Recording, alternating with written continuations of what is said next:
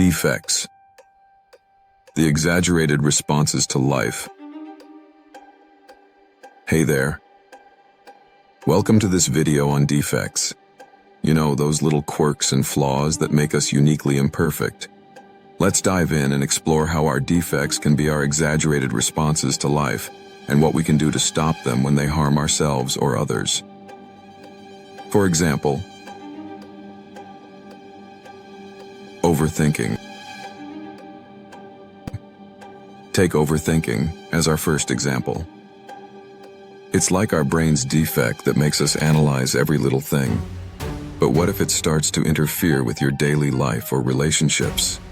Try turning your mental obsessions over to your higher power each day to contain your thoughts, or practice mindfulness and meditation to calm your mind. Procrastination. What about procrastination? That defect that makes us put things off until the last minute.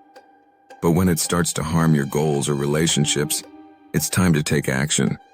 Break down tasks into smaller steps, set realistic deadlines, and create a schedule to stay on track. Emotional sensitivity.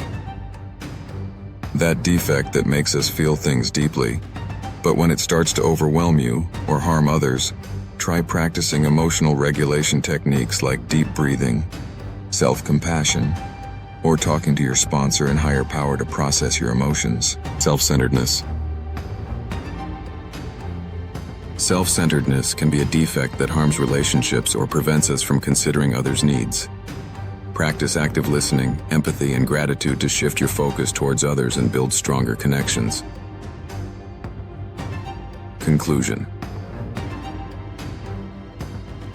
So what do you think? Are our defects just exaggerated responses to life? Maybe they're trying to tell us something. By recognizing our defects and working the steps to have them removed, we can reduce harm to ourselves and others, and live more balanced, fulfilling lives. Thanks for watching.